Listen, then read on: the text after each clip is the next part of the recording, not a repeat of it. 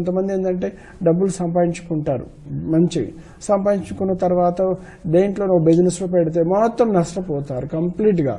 నేనంటాను, మన ఇల్లు వాస్తుకి ఉంటే, మన ఇల్లు బాగుంటే, మీరు 1 లక్ష రూపాయలు వ్యాపారంలో పెట్టుబడి పెడితే కనీసం ఒక 10 రెట్లు అది పెరగాలి.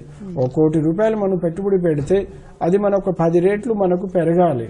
ఎందుకంటే మన ఇల్లుకు ఆ శక్తి ఉంటుంది. ఎందుకంటే ధనాన్ని భూదేవిని శ్రీదేవిగా మార్చి మన ఇంట్లోకి తీసుకొచ్చే శక్తి గృహానికి ఉంటుంది. అందుకే గృహదేవత అంటారు.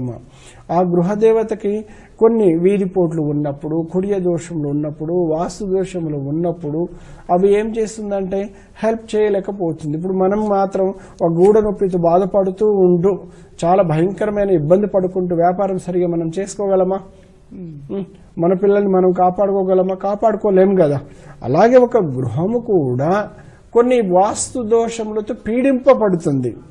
ఎలా పీడింపబడుతుంది? ఇప్పుడు అపార్ట్మెంట్ కల్చర్లో ఉత్తరంలో ఒక వాష్రూమ్ ఉంటుంది, అది కుబేర స్థానము.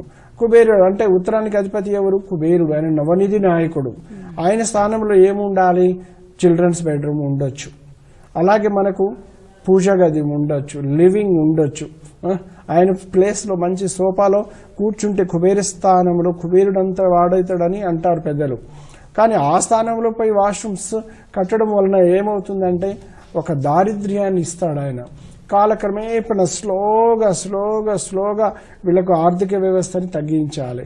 ఎలా అంటే కొంతమందికి అనారోగ్య సమస్యలతో ఏదో ఒక ఆపదలు వచ్చేసి హాస్పిటల్ వెళ్ళిపోవడం, అంటే వైద్యశాలకు వెళ్ళిపోవడం, సంపాదించిన డబ్బు టైం అంతా వృధా అవ్వడం, ఎంత ప్రయత్నించినా పిల్లల్ని కానీ పెద్దల్ని దక్కించుకోకపోవడం, డబ్బు మొత్తం ఆగమవడం. ఎందుకంటే డబ్బుకు అధిపతి ఎవరు అంటే కుబేరుడు. ఆయన స్థానం సరిగా లేనప్పుడు మనకు అక్కడి నుంచి రావాల్సిన ఆర్థికపరమైన బాధలన్నీ మనకు వస్తూ ఉంటాయి. అందుకని ఎప్పుడైనా కూడా ఒక అపార్ట్మెంట్ కల్చర్, ఒక ప్లాట్ కొనేటప్పుడు కానీ, మనం తీసుకునేటప్పుడు కానీ, కట్టుకునేటప్పుడు కానీ కుబేర స్థానంలో వాష్రూమ్స్ లేకుంటే జాగ్రత్తలు తీసుకుంటే ఇలాంటి ఇబ్బందులు రావన్నమాట. ఒకవేళ ఉన్నది అనుకుందాం, ఇప్పుడు మన ఇంట్లో ఉంది, ఇప్పుడు మనం బాగానే ఉన్నాం, కానీ రాబోయే 5 yearsలో అది మనకు ఇబ్బంది పెట్టచ్చు. ఇప్పుడు కొంతమంది అంటారు, గురువుగారు ఈ అపార్ట్మెంట్ కొన్నాం, ఈ ప్లాట్లో వచ్చాము, ఈ 3-4 yearsలో మేము బాగా సంపాదించుకున్నాం, కానీ ఇప్పుడు దానికి డబల్ రెట్టింపు బయటకు వ్యాపారంలో అన్నీ పోయినాయని బాధపడుతూ ఉంటారు. చూడండి, మరి అక్కడ ఆ దోషం ఏంటంటే అది ఒక స్టాండర్డ్ అయి ఆ దోషం పీడించేసరికి ఏమి ఉండదు అనమాట. అలా ఇబ్బందులు ఉన్నప్పుడు ఏంటంటే మనం ఏం చేస్తామంటే ఆ దోషాన్ని నివారణ చేసేస్తాం. దోషాన్ని నివారణ అంటే ప్రతిదానికి రెమెడీ అనేది ఉంటుందమ్మా. ఇప్పుడు భయంకరంగా వర్షం పడుతుంది, మనం బయటికి వెళ్ళాలి, కనీసం ఒక చిన్న గొడుగు మన వరకు మనల్ని కాపాడుతుందా కాదా? అలాగనే ప్రతిదానికి ఒక పరిష్కార మార్గం ఉన్నదనమాట. అలాగే ఇలాంటి ఆర్థికపరమైన మనకు బాధలు ఉన్నప్పుడు అలాగే మనకు రావాల్సిన ధనము, అంటే ఒక రిటైర్మెంట్ అయినాం, డబ్బు తీసుకొచ్చాము.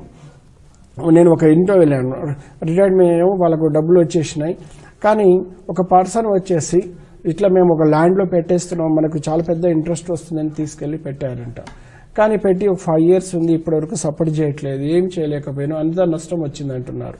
కానీ వాళ్ళ ఇండ్లు పై నేను వాస్తుపరంగా ఉందా లేదా అని మనం చూసినప్పుడు దక్షిణం నుంచి కుడియవేద దోషం ఉంది, దక్షిణం నుంచి కుడియవేద వాస్తు దోషం ఉన్నది, ఉత్తరంలో వచ్చేసి వాళ్ళ బిల్డింగ్ వేరే వాళ్ళ బిల్డింగ్స్ వీళ్ళకంటే హైట్ అయిపోయింది.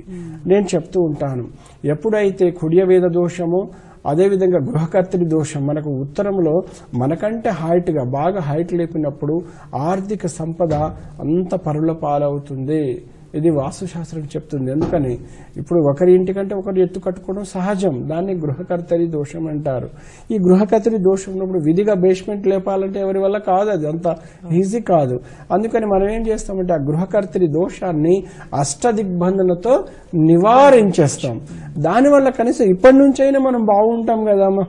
అందుకని మనకు ఎలాంటి భయంకరమైన పీడించే వాస్తు దోషములు ఉన్నా కూడా మనం అష్టదిగ్బంధనతో మనం నివారించవచ్చు.